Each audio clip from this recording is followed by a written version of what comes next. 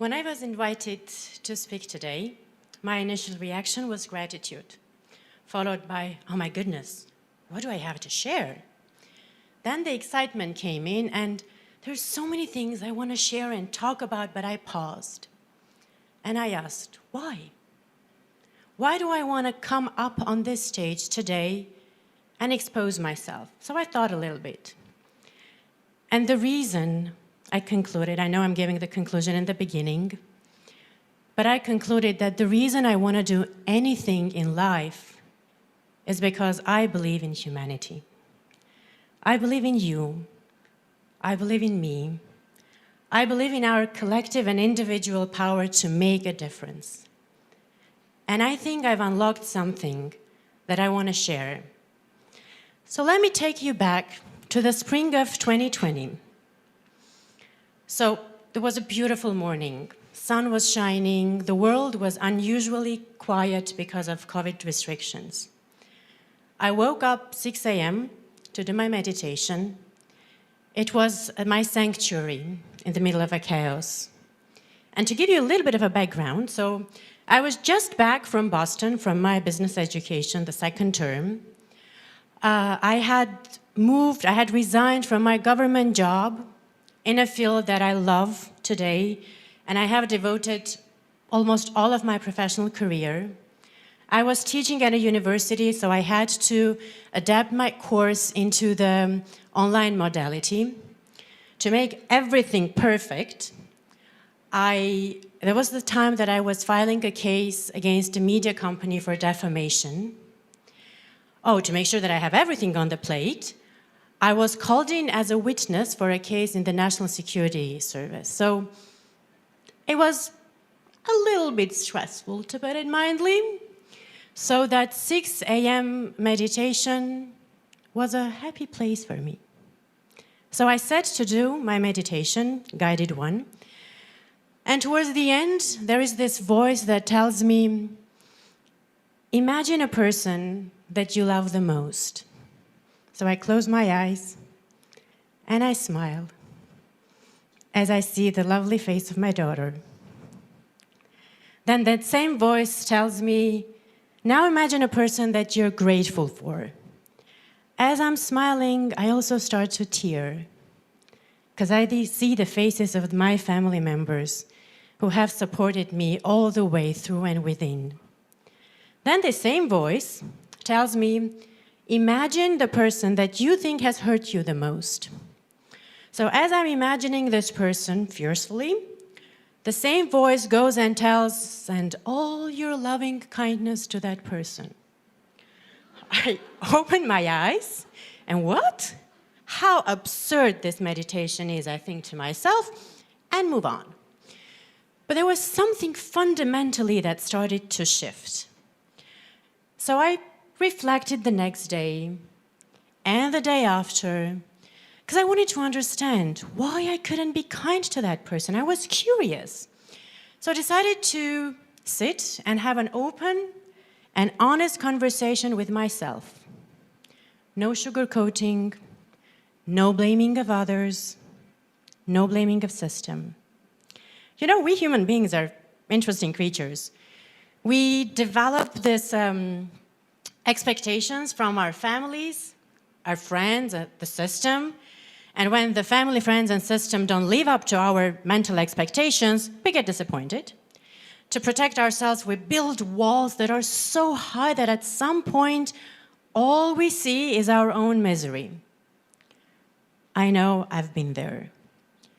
But there is a discovery that comes by becoming aware that I am the only person responsible for what I think, what I do, and all of my actions.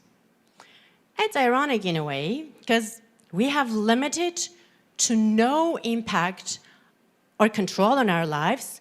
By the age of 17, 18, there is no will, as they say. And all of our early years are formed by the choices of our parents, the family, the teachers. But by the age of 25, the prefrontal cortex here, that is the part of the brain that's responsible for decision-making, is formed. So that morning of 2020, I did have the biological ability to make a difference, to make a decision. And I had to decide if I'm going with the flow, maybe sinking into the negativity and misery, or picking up my pieces and standing even taller, no blaming. But where and when do we need to learn to make decisions? So if you ask me, and I have the stage, I think that the earlier the better, and school has a critical role to play. But let's hold on for a second. Let's think. What is the purpose of education, really? To me, it's about raising responsible adults. Responsible adults who can make decisions for themselves, for their family, for the country, for the world, for the earth, for our universe. But do we really reach this goal? We bring kids to school who are courageous, creative, lively, fabulous, and we chop it all off because we want them to fit the system. We measure achievement versus learning. How many parents here have asked their kids, what did you receive today? What grade did you get today? As opposed to asking, what did you learn at school? What was this one curious thing that you discovered today at school? We brag that we develop leaders in the educational system, but in reality, we ask them to follow the instruction of the teacher, not because it is curious, it is captivating, it is relevant for them, but because this is how the system is set. We want to develop decision makers, but we rarely give them the choice. We don't, and if they take this choice and make a mistake, oh my goodness, we punish them with the bad grades. So we cultivate the fear of making a mistake, and we throw out of the window the learning that comes with owning of the mistake. You know, it would be naive of me or anyone to think that education alone can instill this sense of responsibility to make a decision and drive forward and bring a social change. Philosopher and educator Paulo Freire says that the vision of a person and of the world and the politics around it impacts the very essence of education. So when I was offered the job at the government, one of my responsibilities there was to do the curricular reform. And I think I was aware that the political environment could be either incredibly enabling to have politics-free education or restrictive. And one day, one of the first days in the office, I remember I realized that the difference that this reform can make, it can impact the future of my country. It is fabulous, it is amazing, but if anyone here thinks it's not scary, we need to talk. And at that time, my mom, she's here, she's an educator herself, she said, Arevik, let every decision pass through your value system. And it's been incredible advice. People like me, or not really, because I am making an effort to live up to my values. It's not successful all the time, and I did get scars along the way. I learned to embrace them. So when I was running this institute, the think tank in the field of education, I was very young. And I was invited once to the Council of Europe, Strasbourg, to give a presentation about ethics in higher education. And after the speech, one of the education committee members came to me and said, "Oh, you're so young," whatever that meant. I was maybe 26, 27, and I rushed to say, "I'm almost 30.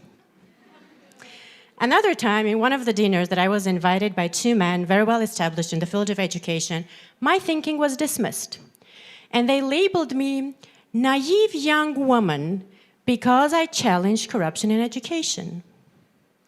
Well, you know, all of these experiences of mine have taught me one thing. The world is complex. It is messy, beyond our full comprehension.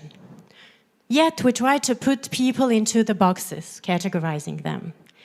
We try to theorize the reality into liberalism, consumerism, feminism, modernism, socialism, all these isms to make sense. And, you know, the issue is that we go to these isms through the way of reductionism, which means that we take a phenomenon, we reduce all the noise around it, lose connections with other fields, and they say, aha, now I'm theorizing these things, here is liberalism. Well, I guess it's fine, with the exception that it's not reflective of the reality. And our brain loves shortcuts. Isms are shortcuts. And then we go, the problem is that we develop systems, education, based on these isms. And then, what is more, our brain is lazy. And as opposed to going through this very effortful system of thinking, which is called system 2, we rely on system 1, the shortcut, ism, now I figure it out. Well, you know, no matter how hard we try to push all the hues into the 7 colors of the rainbow, there is more. It's a spectrum. So is the humanity. We all have isms. I have my little world of isms. We all have. You all have your words of isms. But the beauty is that I am aware of your isms, and I know that my isms vary from your isms. So now I can learn from you. And hopefully one day get rid of those isms because, you know, I do believe in humanity. I believe that we have this individual and collective responsibility to make a decision and drive the difference and bring the change. Institutions, buildings don't make decisions. People do. Well, if I made the impression that I live a Zen life, let me stop you there. I'm a human being. I really try every day to be a better version of myself. It's hard. It's a daily struggle to wake up at 6 a.m. and go to the run, trust me. But I learned somehow to send all my loving kindness to the person once I blamed of hurting me. And you know why? Because I want to be in the driver's seat of my life. I want to take this responsibility and bring the change. And I think it is possible through the mindful practice of embracing yourself, making peace, letting go, and starting every single day anew. Thank you.